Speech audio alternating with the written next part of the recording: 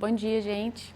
Sou aluna e estudante do programa de pós-graduação de plantas medicinais. Sou orientada da professora doutora Elisângela e do professor Dr. Murgas. O tema do meu trabalho é cannabis sativa e o sistema endocannabinoide. Eu escolhi esse tema porque é a planta que eu trabalho no meu projeto de pesquisa, no mestrado.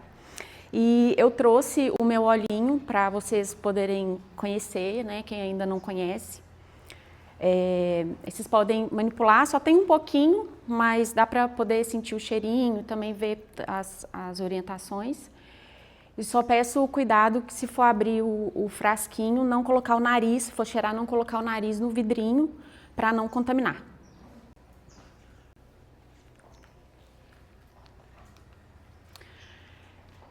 Então, a minha apresentação, o sumário é composto pela taxonomia e os parâmetros de cultivo da cannabis, os compostos bioativos, a história da cannabis, a evolução regulatória no Brasil, o sistema endocannabinoide, as aplicações terapêuticas, a forma de uso da cannabis medicinal e as referências bibliográficas.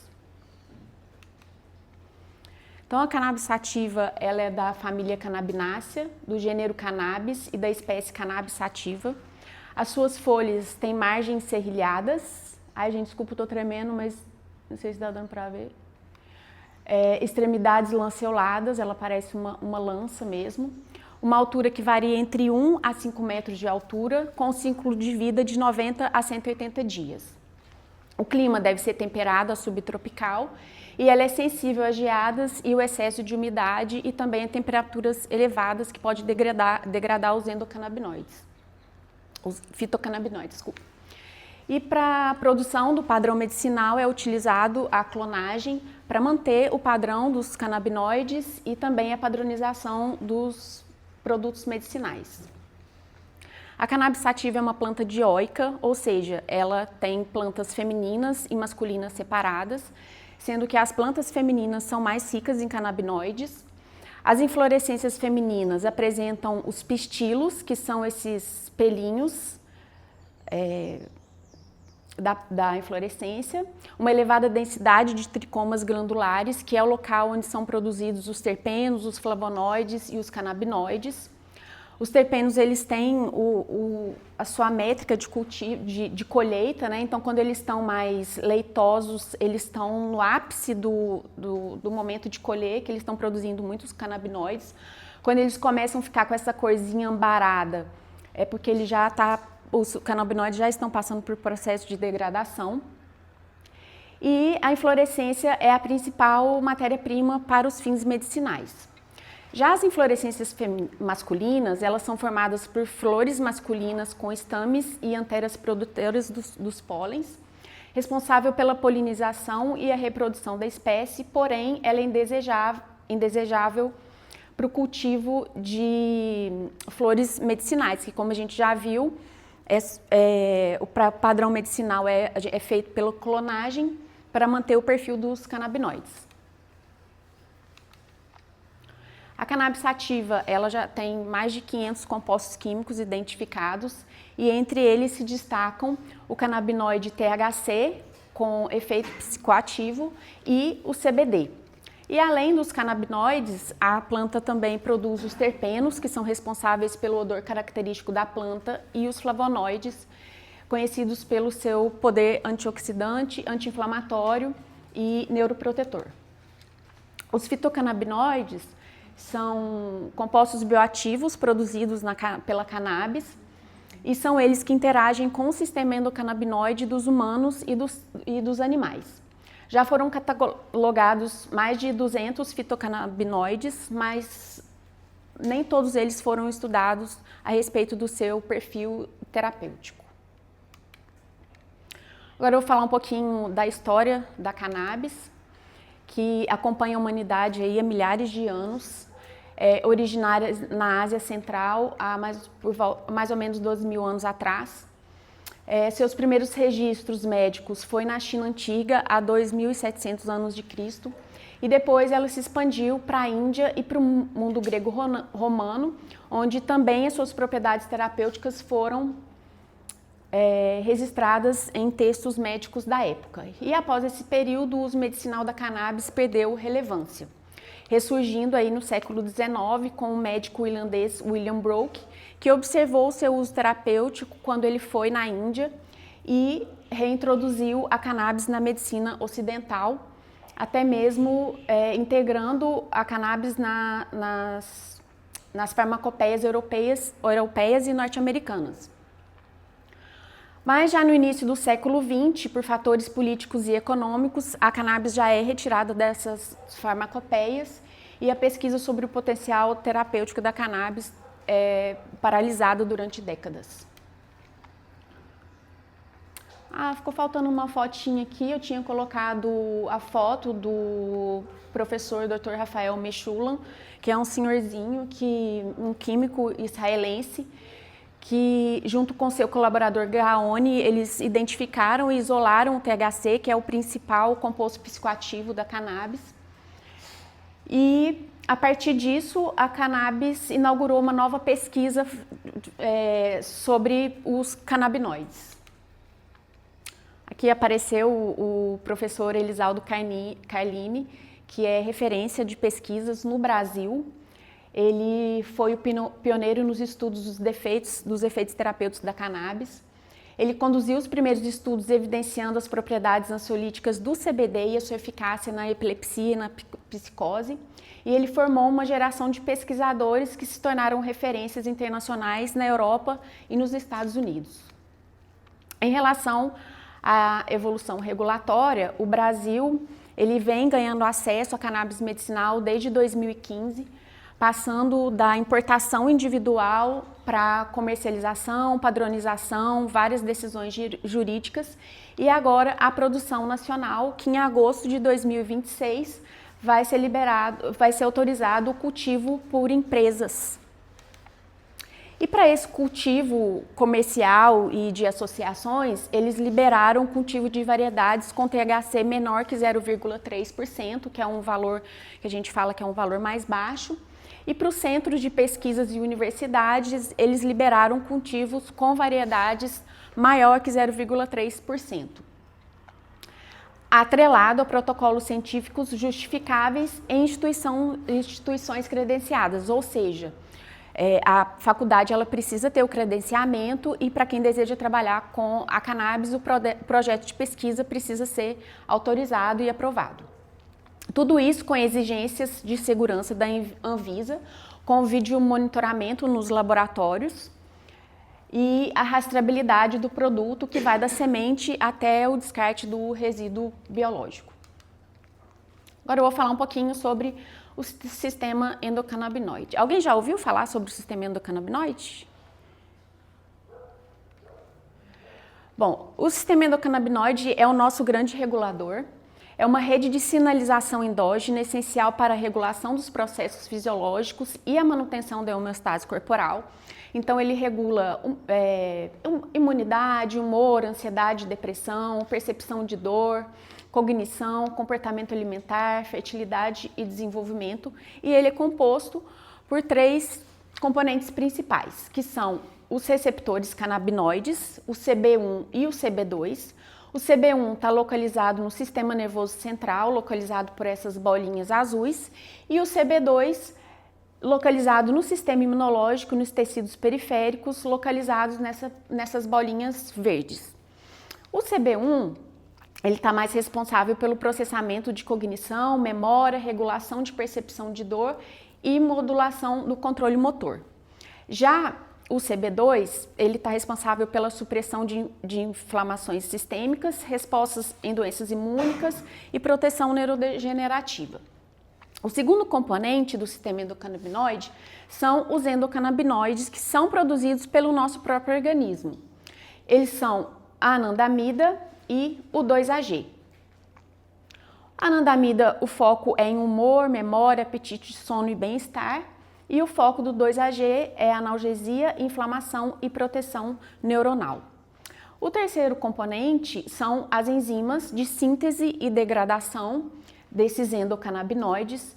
E a enzima de degradação da anandamida é a amida hidrolase de ácidos graxos e do 2-AG é a enzima monoglicerol lipase. Agora eu vou falar um pouquinho sobre os mecanismos de ação do sistema endocannabinoide.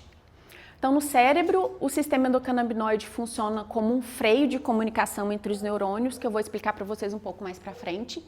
E nos tecidos periféricos, como as articulações e os órgãos, ele funciona como um regulador local da inflamação, da resposta imune e na redução da transmissão dos estímulos dolorosos.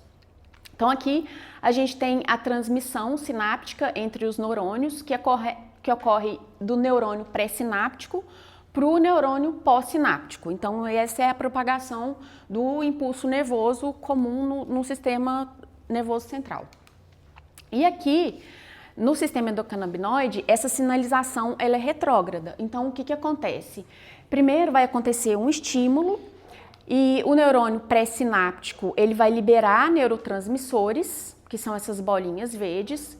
O neurônio pós-sináptico vai sintetizar os endocannabinoides. Esses endocannabinoides vão viajar no sentido contrário e vão se ligar aos receptores CB1, suprimindo a liberação excessiva dos neurotransmissores. E assim que isso é resolvido, que acontece essa regulação, esse sistema é desligado, as enzimas elas entram em ação e elas fazem a degradação dos endocannabinoides rapidamente. Esse sistema canabinoide, ele não funciona 24 horas a todo tempo, então ele funciona sobre demanda, então só quando ocorre um estímulo que o sistema endocannabinoide vai entrar em funcionamento. Então, essa foi um exemplo, né, que acontece no neurônio, e aqui eu dei um outro exemplo de dor crônica, onde ocorre uma lesão tecidual ou uma sensibilização persistente das vias de dor. Os neurônios envolvidos na transmissão dolorosa, eles ficam mais ativos, o organismo produz os endocannabinoides localmente, eles se ligam aos receptores CB1 e CB2 e a transmissão dos sinais dolorosos é reduzida e a inflamação é modulada. Então, essa é uma outra forma que o sistema endocannabinoide atua no nosso organismo. E aí fica a pergunta, né? Por que usar os fitocannabinoides se nós produzimos os endocannabinoides? Então, tem várias situações. Primeiro, porque em algumas doenças, os endocannabinoides eles podem estar sendo produzidos em pequenas quantidades. E também o funcionamento dos receptores CB1 e CB2 eles podem estar alteradas. E também porque os endocannabinoides são degradados pelas enzimas rapidamente, diferentemente dos fitocannabinoides, que não são degradados por essas enzimas, eles passam pelo metabolismo do fígado. Então, são essas, o fitocannabinoide entra aí mais como uma suplementação. Aqui eu coloquei uma tabelinha para vocês entenderem como que funciona melhor, para ficar um pouco mais claro, né? Porque como as coisas são muito novas, às vezes os nomes são muito parecidos, às vezes dá uma confusão. Então, os endocannabinoides, a origem dele é interna. Então, o nosso próprio organismo vai produzir os endocannabinoides. E os fitocannabinoides são de origem externa, que vem das plantas. A duração dos endocannabinoides ela é curta por conta da degradação enzimática. E nos fitocannabinoides, a degradação é longa, porque ela passa pelo metabolismo hepático, que é mais lento. Já a função dos endocannabinoides é a manutenção da rotina homeostática e os fitocannabinoides entram como resgate e modulação. E os estímulos que liberam endocannabinoides são atividade física, dieta, sono, e os fitocannabinoides, a suplementação terapêutica, por exemplo, os óleos medicinais. Agora eu vou falar um pouco sobre as aplicações terapêuticas da cannabis. Nem todas as doenças são utilizadas os óleos medicinais, mas existem vários estudos já comprovando os seus benefícios terapêuticos. E uma coisa importante de dizer é que não existe apenas um tipo de óleo de cannabis, como a maioria das pessoas acredita. Existem vários tipos de formulações com quantidades diferentes de fitocannabinoides e a prescrição ela vai depender da condição clínica e das características do paciente. Então, por exemplo, uma pessoa que é autista, ela não pode com altos níveis de THC. Já uma pessoa que tem uma fibromialgia, ela precisa de um pouco mais de THC para o controle das dores. Então isso é muito individual, precisa ter um acompanhamento médico minucioso. A prescrição ela começa com titulação. Então, o médico prescreve, por exemplo, 2 gotinhas por 4 dias, depois ela aumenta para 4 gotinhas por mais 4 dias e por aí vai. Então, precisa ser um acompanhamento médico intenso, né, muito próximo do paciente, porque cada sistema endocannabinoide reage de um jeito e cada patologia também precisa de uma formulação diferente. Aqui eu coloquei as condições clínicas estudadas em relação ao uso medicinal da cannabis, que entra epilepsias, dor crônica, esclerose, náuseas e vômitos induzidos por quimioterapia, transtornos de ansiedade, distúrbios do sono, entre várias outras. E agora eu vou trazer alguns exemplos. Então aqui nós temos 2 patologias relacionadas à hiperatividade dos circuitos neurais, como a epilepsia e a enxaqueca. A epilepsia, o canabidiol estabiliza a hiperatividade dos neurônios e reduz a frequência e a intensidade das crises. E na enxaqueca, os fitocannabinoides fazem a redução da neuroinflamação e da transmissão da dor, reduzindo as crises, com menor intensidade da dor e reduzindo também o consumo de analgésicos. Aqui nós temos 2 patologias relacionadas à neurodegeneração, que é o Alzheimer e o Parkinson. No Alzheimer, os fitocannabinoides podem reduzir a neuroinflamação e o estresse oxidativo, reduzindo a agitação comportamental. Aqui eu coloquei que atualmente não há evidência de cura ou reversão dessa doença, mas os fitocannabinoides eles entram também como uma suplementação, como uma prevenção, porque eles são neuroprotetores. E o Parkinson, os fitocannabinoides auxiliam no controle de sintomas motores. E aqui os efeitos sobre os temores ainda não apresentam resultados variáveis, mas na prática clínica, quando a gente escuta os relatos dos pacientes com essa patologia, a gente escuta que há uma melhora muito boa dos tremores. Na dor e na inflamação, eu coloquei a dor crônica, que o THC e o CBD ajudam a modular a transmissão da dor e a sua percepção pelo sistema nervoso. E na artrite, que acontece a modulação da inflamação e a redução da dor, que o paciente também recupera até mesmo a mobilidade. Em psiquiatria e comportamento, eu trouxe o transtorno do espectro autista e o transtorno obsessivo compulsivo. No autismo, os fitocannabinoides modulam a neurotransmissão e a hiperatividade neuronal, o que melhora a irritabilidade, a agressividade e a interação social. E o transtorno obsessivo compulsivo, que é o TOC, ocorre a regulação dos circuitos de ansiedade, medo, resposta ao estresse, o que diminui também os sintomas obsessivos. Aqui são as formas de uso medicinal da cannabis, que a gente tem as pomadas e os cremes de uso tópico, os óleos, como eu falei, que tem várias formulações, os extratos e os vaporizadores. E os adesivos também, tinha esquecido dos adesivos. E a novidade da semana, né, não sei se vocês acompanharam, é a aprovação do Exilb na Alemanha com comercialização prevista para setembro de 2026. É um medicamento que vem fazer uma inovação e ele é um derivado de extrato padronizado da cannabis, rico em THC, e ele foi desenvolvido para o tratamento de dor lombar crônica de origem neuropática. E o produto foi avaliado em estudos clínicos e considerado um grande avanço na busca por alternativas de tratamento com opioides. Então esse é um grande avanço que nós vamos ter, espero que chegue no Brasil. Aqui a gente tem, eu trouxe para vocês a manutenção holística, né, do nosso sistema endocannabinoide, que são as terapias integrativas como acupuntura, yoga, meditação, conexão com a natureza, acolhimento afetivo, né? Quando a gente tem interações sociais seguras, carinho, amor, amizade.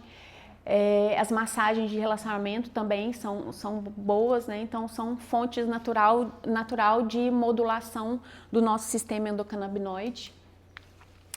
Aqui, se vocês acessarem aqui, é um drive onde existem vários estudos com cannabis. Foi solicitado por foi passado por um professor de psicologia, que é uma outra área que eu estudo hoje em dia, que é psicologia analítica e junguiana. E ele me deu autorização para compartilhar isso com vocês. Então, quem tem interesse de estudar um pouquinho mais, saber um pouco mais sobre a cannabis, eu recomendo demais ter acesso a esse drive. E aqui são as minhas referências bibliográficas.